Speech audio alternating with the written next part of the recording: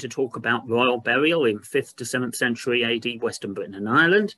And this is a topic which hasn't really been addressed extensively as a theme before, so far as I can see, by archaeologists.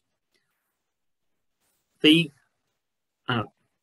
topic of burial in the 5th to 7th centuries AD is, of course, a very wide one, and even the matter of royal burials and imperial burials in that period has attracted a great amount of attention elsewhere. The imperial burials at Constantinople and Rome, among other places, in late antiquity have seen substantial studies for over 100 years, although it has to be said the imperial mausoleum at Constantinople is still somewhat elusive. I think I found part of it in 2001, but one can't be sure. More certain is the burial of the Roman emperors at Rome itself, and that extends into late antiquity in burials at locations such as St. Peter's in Rome. In the West, the so-called barbarian kings have identifiable burial places in some instances which have equally been studied by archaeologists for a very long time. Here we see the mausoleum of Theodoric, of the King of the Goths, in Italy, in Ravenna, and it's an exemplification of the fact that all these burial places are distinguished either by exceptional structures in a local context, this one certainly is, or exceptional finds. The artifacts included in Anglo-Saxon royal burials, or what we call Anglo-Saxon royal or princely burials, but likewise we find in, for example, Frankish royal burials, such as the grave of Childeric, the 5th century king of the Franks, as I'm sure you know, seen here in its 17th century engraving. We find in those contexts an equivalent wealth and exceptional artifactual assemblage as we can see in Anglo-Saxon England at places like Sutton Hoo, which are, I expect, well known to you. On continental Europe, we have the advantage insofar as identifying royal burials is concerned, of sometimes there being signet rings, engraved signet rings, included in the royal burials which we study. So, for example, here on the left, we see Childeric's ring found in his tomb, and Arnegunda's ring, a queen of the Franks, in the 6th century, found in hers. It should be said that elaborate grave goods, especially elaborate dress accessories, continue to be incorporated in royal and indeed in Roman imperial tombs long after the societies concerned are heavily Christianized. So, for example, here from Arnegunda's tomb are 2 elaborate brooches, and even in the imperial tombs in Rome and Constantinople, we find grave goods indicating, it seems, status beyond the ordinary of those tombs. Again, we're familiar with this concept from Anglo-Saxon England. Here is one of the shoulder clasps from Sutton Hoo Mound 1, and it exemplifies, again, this artifactual signature of royal burial, in this case, in 7th century England. Likewise, in the West, even where mortared stone structures can't be built, exceptional grave structures, exceptional monuments can indicate royal tombs, as we see at Sutton Hoo with the mounds, and at places like Prittlewell with chambered burials, distinguished not only by their wealth, but their exceptional monumentality. So to put this together, for royal and imperial burials in late antiquity, and we're not talking here about burials in Ireland or Britain, or Western Britain, we can see several recurring attributes: unusual and monumental burial forms, sometimes combined with exceptional artifacts, often location at or near textually or archaeologically attested royal sites, textual references to tombs being used for royalty or emperors, as of course was the case in Rome and Constantinople.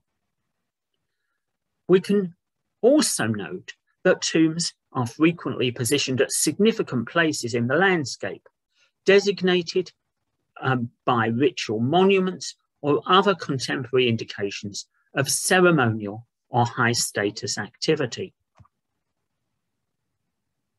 Turning to the west of Britain and Ireland, we have societies in which kingship is very well attested in textual sources. There are many kings, 150 at any one time.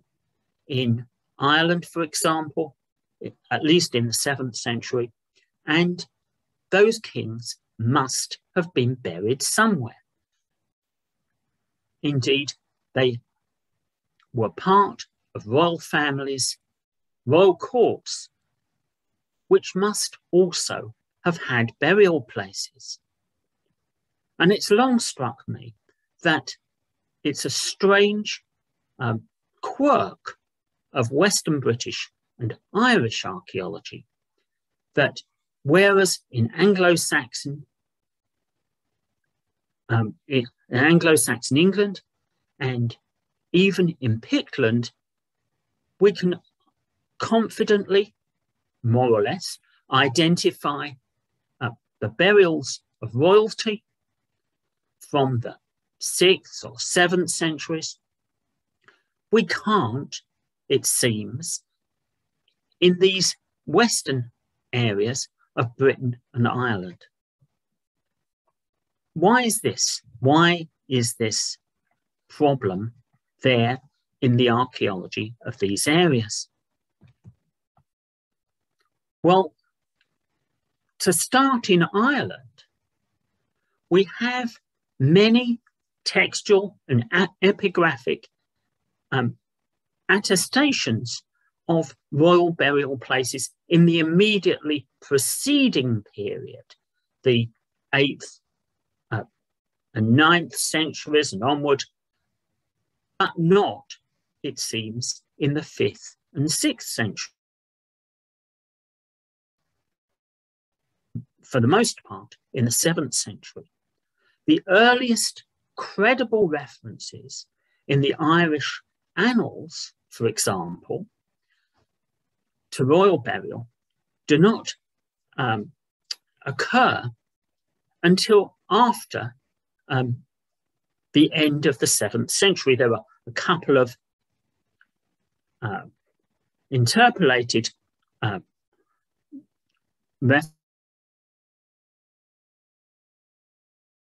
credible attestations of these. In that immediately succeeding period of the 8th and 9th centuries, we find great monasteries such as Clonmacnoise, seen here, being used effectively as royal burial places. And we see epigraphic evidence for that eventually. But that goes no earlier than the 8th century. And to dig a bit deeper, so to speak, within the archaeology of Clonmacnoise and similar large monastic sites in Ireland, we find very little evidence of anything that even could be a royal burial. In fact, the recent survey of Irish burial archaeology from this period by Betty O'Brien shows that only at Clonmacnoise are there even groups of burials, 3 under one of the freestanding crosses that later adorned the site, and perhaps another group under another freestanding cross at the side, which even could be considered royal burials of the 7th, let alone the 6th or 5th centuries. Of course, it might be said that we wouldn't necessarily expect 5th and 6th century burials at this site at all. But the fact is that even where we have much later attestations of royal burial, we cannot see an earlier expression of those burials in the archaeology, let alone in the epigraphy. However, there is a category of archaeological site which is referred to in textual sources and which is well represented in the material evidence, which could plausibly be considered as providing candidates for royal burial. These are the ferta, or enclosed burials of 6th and 7th century Ireland, described in textual sources from the 7th century onwards, in terms that suggest very strongly that we're looking at barrows, earthen mounds, or ring ditches with individual burials within them without mounds. Archaeologically, we see many examples of exactly this sort of monument, dated to the 6th and 7th centuries, but including, in some cases, artifacts or other grave goods, such as a complete horse, which are truly exceptional in a context in which burial with artifacts let alone with animals, is extremely rare. Fewer than 1% of Irish graves of this period actually have grave goods, are, as archaeologists like to say, accompanied burials. These ferta are described in terms, in texts that make it clear that they are of exceptional status. And indeed, as we can see from the bottom of this slide, which I'll speak more about in a moment, some of those references specifically refer to ferta being used for royal burials, in this case, 2 princesses. Now, whether these textual references can be taken at face value as actual descriptions of specific royal burials is perhaps questionable, but they identify this category of monuments as among those which certainly were considered appropriate for kings and their families. Archaeologically, we see the monumentality of these burials stand out from a background of now many thousands of Irish burials of this period. These are the most monumental grave forms that are recorded in 5th to 7th century Ireland. They fall into 2 archaeological categories, or subtypes if you want. Those in which burials are inserted in pre-existing burial mounds, as in this example, at a place called ferta, an English version of the name ferta, and also burials inside ring ditches. Exactly the sort of tombs that the texts describe and the texts associate with royal burial, as in this case, a circular ditch in the form or manner of a fert is said to be used for these 2 princesses. At ferta, for example, the radiocarbon dated burial of a young woman inserted into a Bronze Age burial mound. The Bronze Age burial urn is right at the bottom of the mound. You can see it below C in this pre-modern archaeological drawing of the site.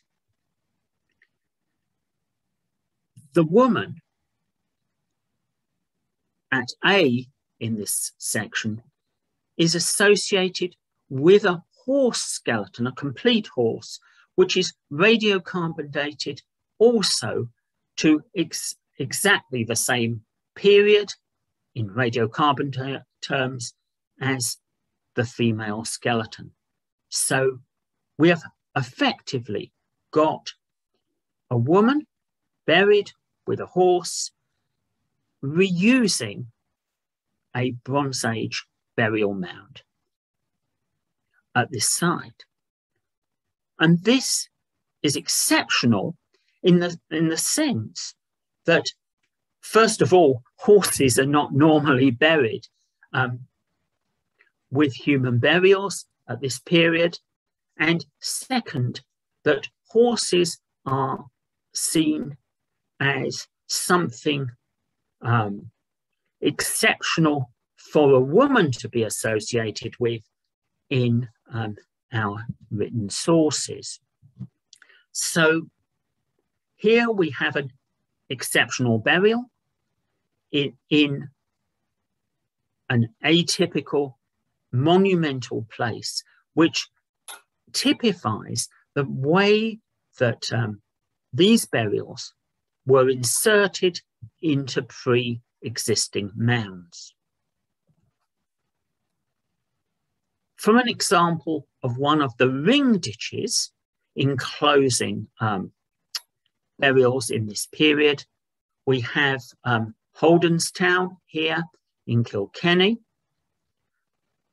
in which ditched enclosures, the clearest one for this purpose is at the bottom of the slide, enclose burials which are both contemporary with the enclosures and broadly contemporary with each other. So archaeologically, we see the sort of monumental burials, very high status burials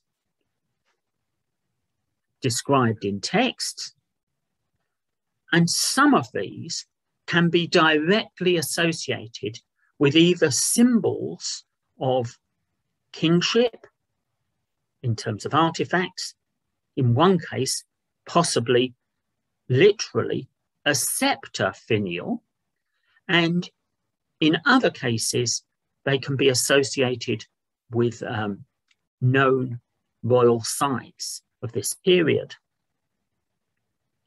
An example of the latter comes from Knowth, the great prehistoric burial mound, in which the settlement in the period with which we're concerned was on top of the earlier prehistoric mound, but it was surrounded by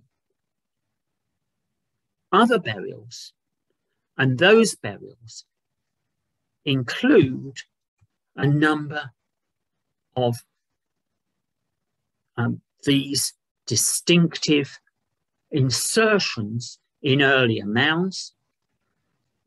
They're the numbered burials seen here, and the association between these exceptional burials and a known royal site is at least very suggestive of them being in some way associated with royalty. Here we see Betty O'Brien's map of archaeologically attested ferta, categorized into the new 5th to 7th century examples here in red, and the reused prehistoric mounds here as black triangles. These occur throughout Ireland, or most of Ireland, but cluster here in the East Midlands of Ireland, in a very politically sensitive zone in the 7th and probably 6th centuries, including places such as Tara here and Knowth, which we've seen. The ferta of Ireland are therefore, in my opinion, extremely good candidates for a specifically royal burial form within Irish archaeology of the 5th to 7th centuries. This has not really been at all recognised previously, although the importance of ferta as a burial category and the distinctiveness of these as high status burials in general terms has been identified by other scholars, and specifically, most recently, brought together by Betty O'Brien's excellent work in her recent book on Irish burial practices in this period. So again, to summarise, the case for these being royal burials, we have unusual and monumental forms of burial, sometimes associated with exceptional grave goods, and standing out from the graves of this period, which are very seldom accompanied burials, location at or near textually attested royal sites, and textual references both to the form of ferta and to this type of burial being used for royalty. Alongside royal burial at monastic sites only being reliably attested after 700, with very, very few exceptions, all of which at present are at Clonmacnoise. So there's not only a case for understanding the ferta of Ireland as being a specifically royal type of burial, but there's also a lack of other credible archaeological candidates for royal burials of this period in Irish archaeology.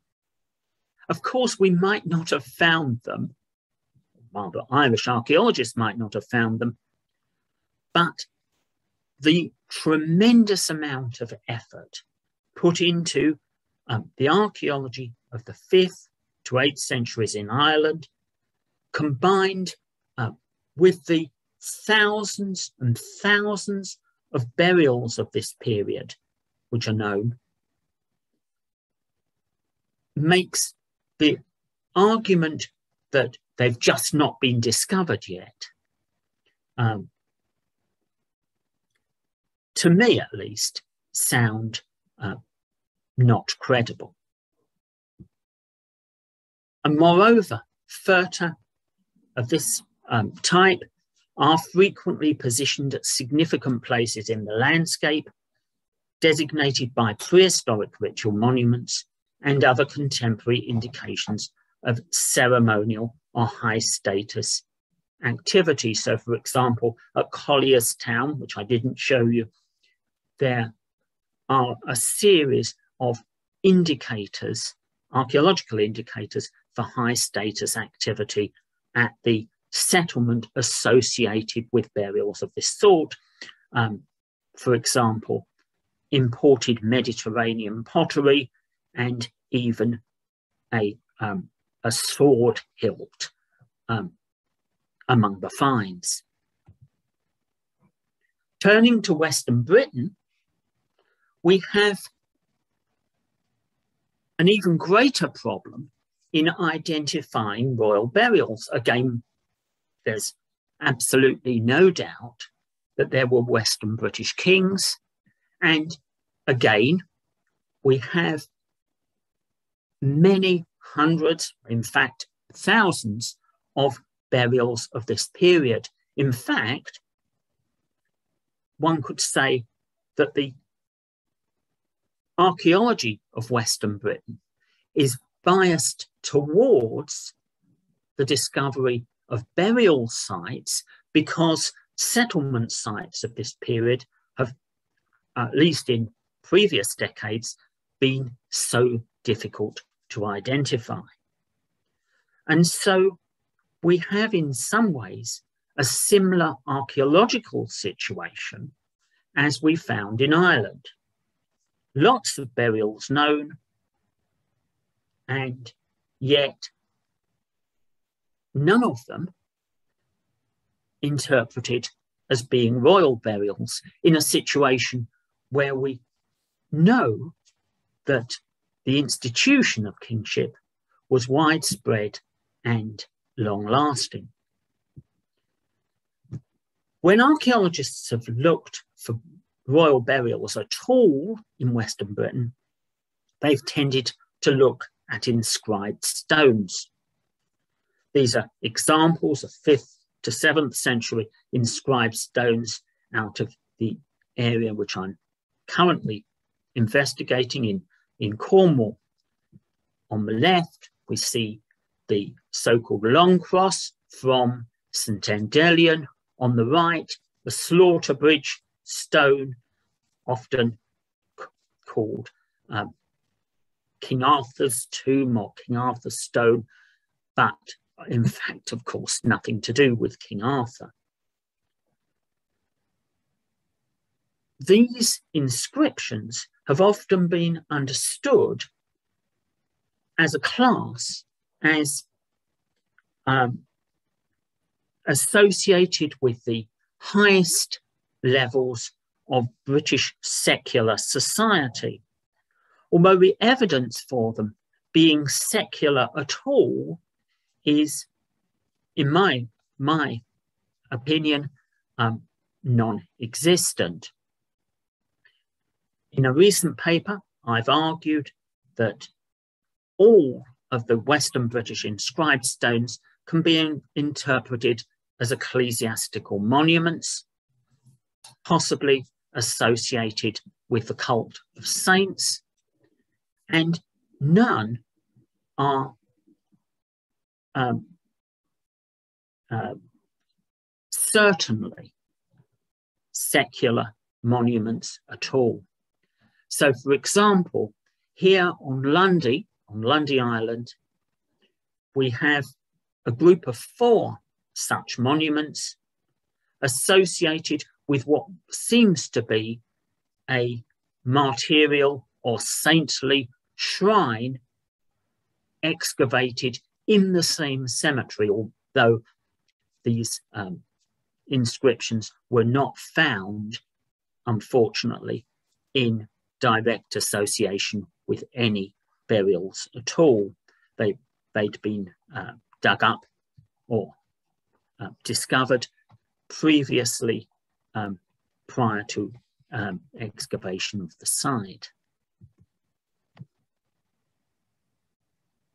The inscribed stones from Western Britain fall into a late antique sequence or series found across Europe, which involve inscriptions on stone with distinctive formulae and sets of Christian symbols, and used to designate tombs of individuals, or in rare cases of groups of individuals,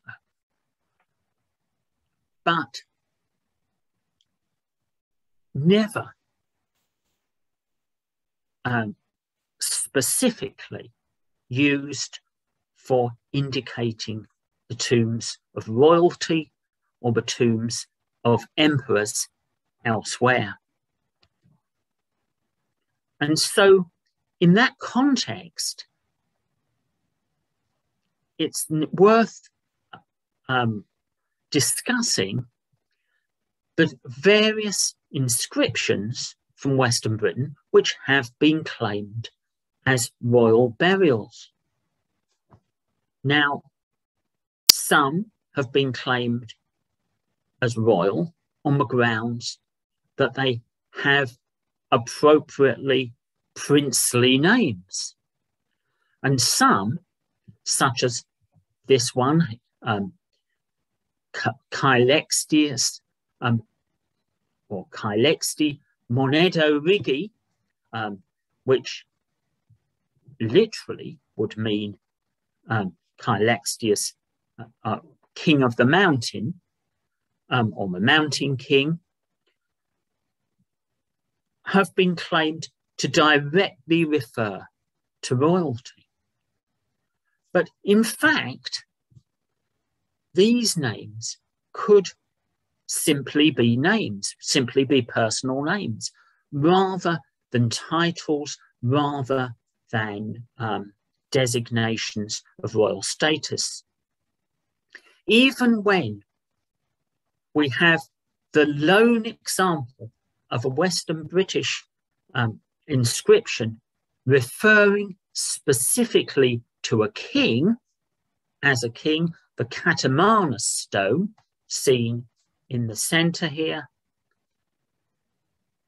The formula of the inscription contains an expression usually used in texts for a cleric and surmounted by a prominent cross. Now, in a context where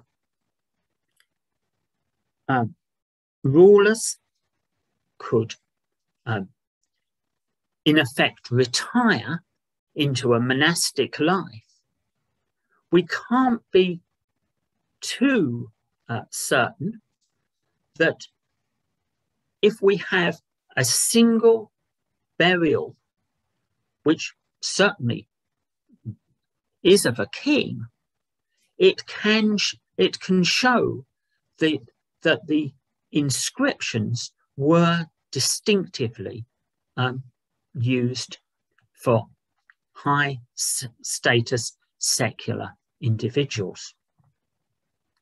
Even when we see an inscription such as the one on the right, and this is the only one which does so, refer to a heap of stones. Carausius lies here in this heap of stones.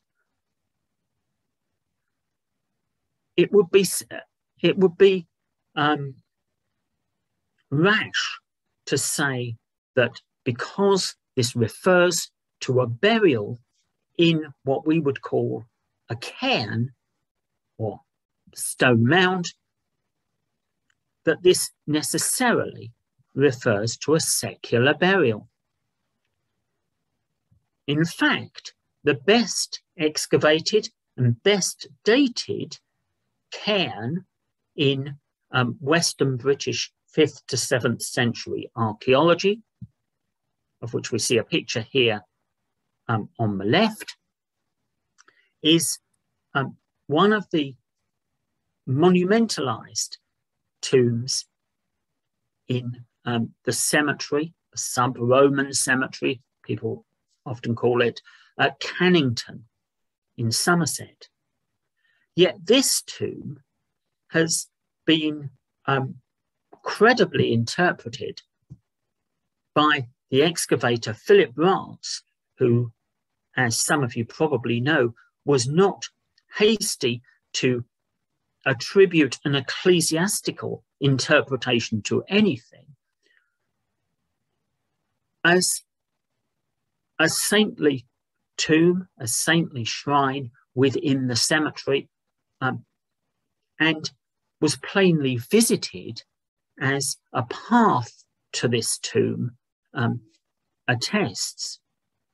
Ironically, in the same cemetery, the other monumentalized tomb, this one here, although it is hard to see on this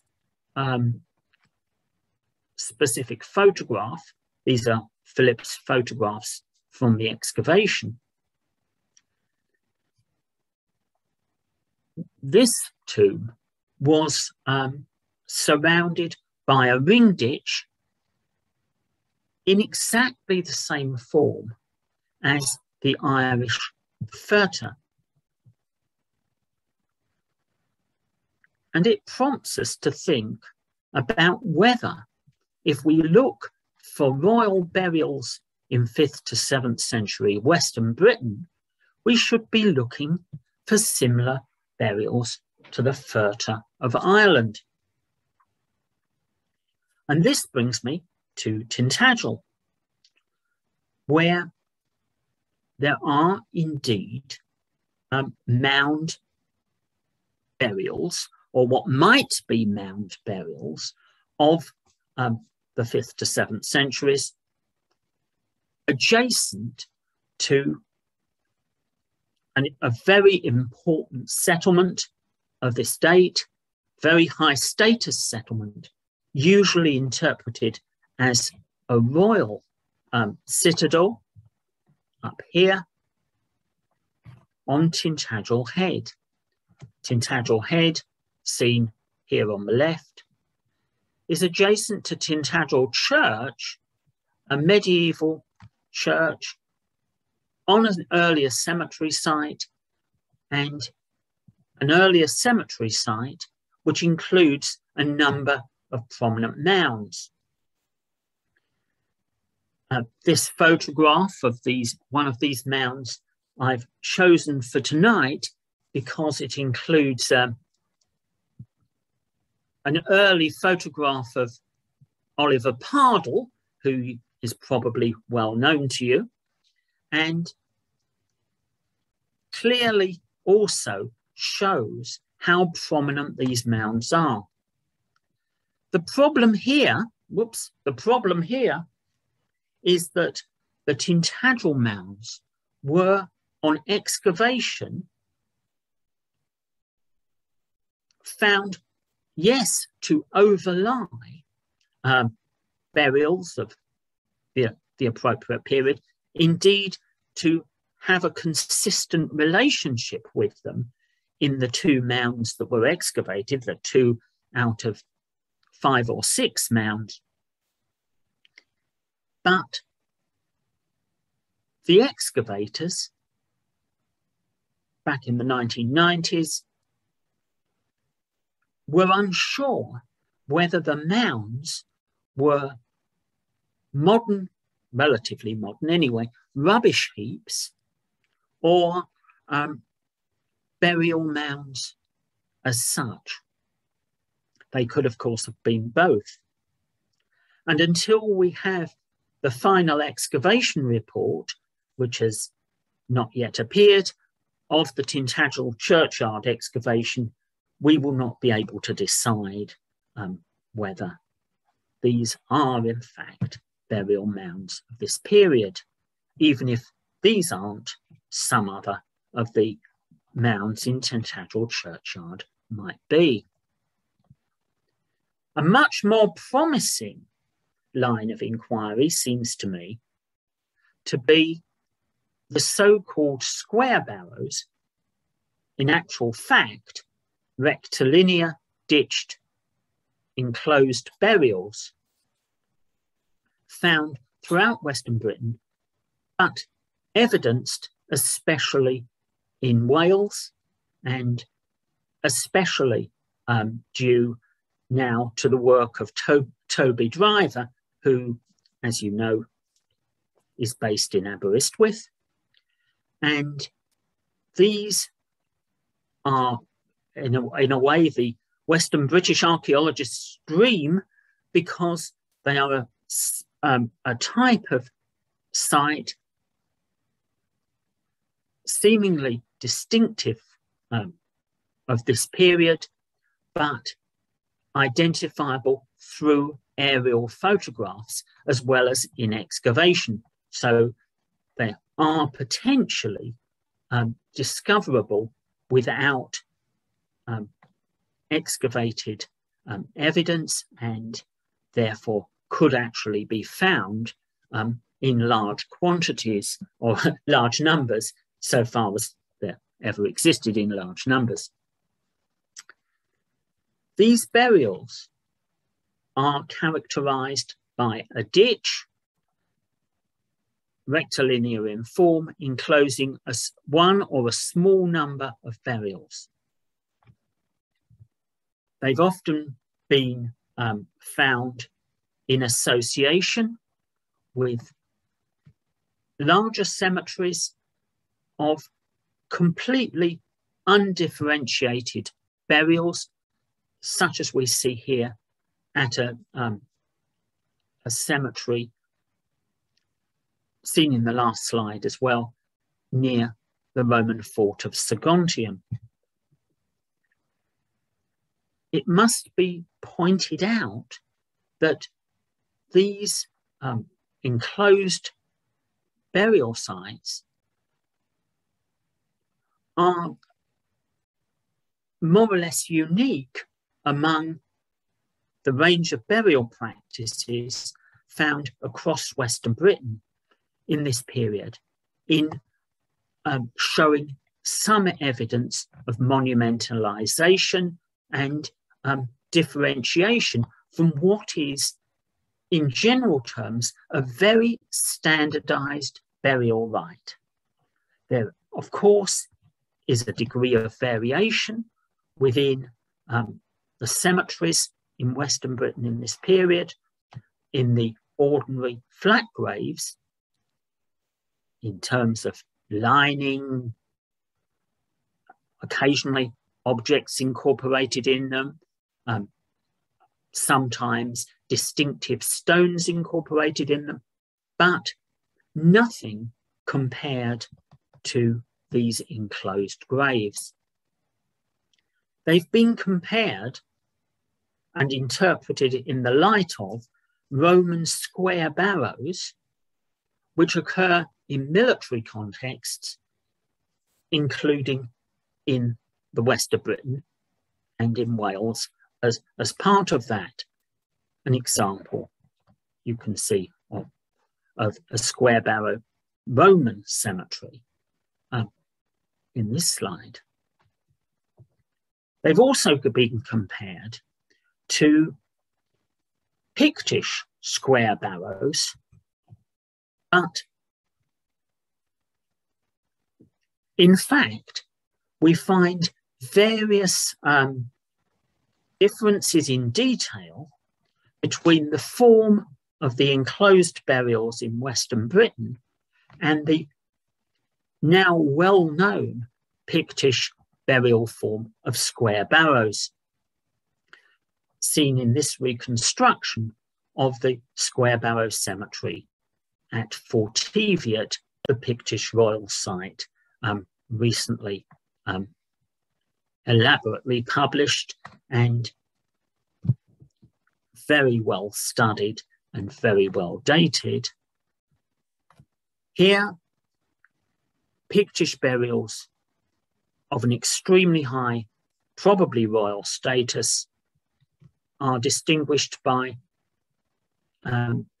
ditches which have gaps in the corners, unlike the Western British enclosed burials, certainly have mounds, unlike the Western British enclosed burials, some of which certainly didn't have mounds, and some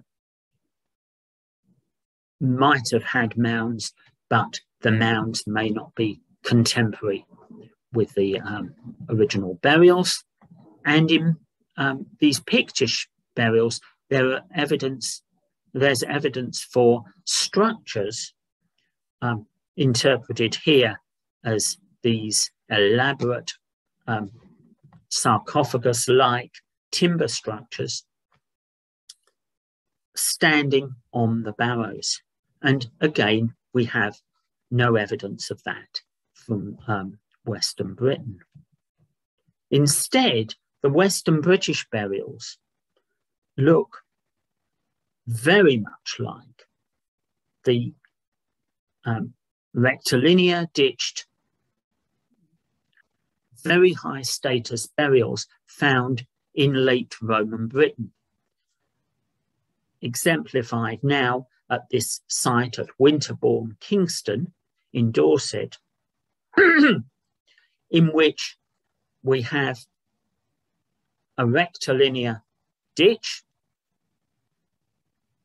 a small number of burials within it, differentiated from the normal range of burials in terms of their isolation and spatial patterning, and associated, in this case, with a very high status Roman villa of the late 4th century. coming to the Western British enclosed burials in that light, we can see that they share various similarities with late Roman rectilinear ditched burials, and indeed entrances and features within them that would be inconsistent with them being covered with mounds. But the graves within them, although sometimes differentiated from the regular run-of-the-mill, if you like, graves within the same cemeteries by special linings, evidence for substantial coffins, and so forth, are, on the whole, typical of the burial rites within the same cemeteries. In other words, it's not the form of the specific graves within these types of enclosed burial that differentiate them from the rest of the cemeteries in which they occur. It's the enclosure itself and what happens within it, the existence of fires, post holes, pits, and so forth. And at sites such as Plas Gogerddan, seen here, evidence for gates, or what look like gates, into this enclosed area. And one can imagine that this might be evidence for the frequentation of this, the burial area, which was, in this case at least, plainly somewhat restricted, in order to enact some kind of ceremonials, rituals, activities in commemoration or in association with the burial, potentially long after the grave was filled in and the burial ceremony as such completed. And again, at this cemetery, we see no special elaboration of the specific grave within the burial enclosures, other than a more substantial coffin or grave lining. So what are we looking at in these enclosed burials? We may be looking at a situation where people are revering, are coming to graves that are marked out as special long after the period of burial itself, and yet the graves within these burial enclosures are themselves in many ways unremarkable. And this could be related, if we interpret these as royal burials, to the differing legitimation strategies of British kings from their Irish and Pictish contemporaries. Indeed, it may recall David Pett's argument that a specifically Christian religious legitimation for British kingship was present in the 5th and 6th centuries. in that sense, these graves could be intended to display the status of the individual while emphasizing that they've had a conformist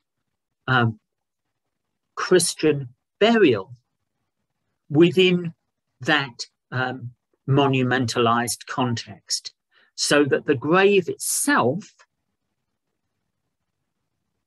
the sort of thing seen on the right, is not elaborated, is not provided with grave goods indicating status, but the form of the burial surround and the activities surrounding the burial after interment do indicate a special attention, a special status for the burial.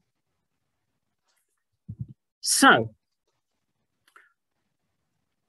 in conclusion, I think we can identify a perfectly credible group of candidates for Irish royal burials in this period, in the ferta, and in Western Britain, the enclosed burials particularly offer us candidates for royal burial in that context also.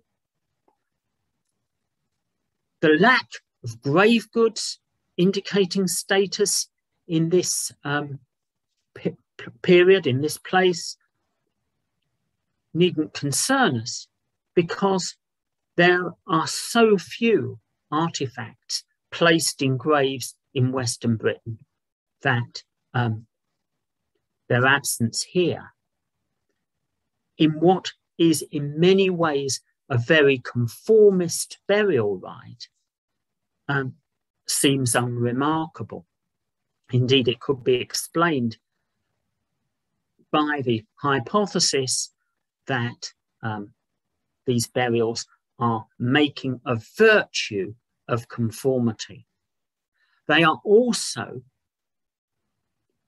expressions of the same sort of late antique, Romanizing, in many ways, culture that we found in many aspects of 5th and 6th century Western British archaeology, and that is becoming, in my opinion, increasingly apparent from new work, especially in southwest Britain and in what might be called the West Country, for example, the recent excavation at Chedworth. So, can we find burials of the British and Irish kings of this period? I think so. But are we going to find inscriptions or gold crowns identifying them absolutely for certain? No, I don't think that's very likely at all.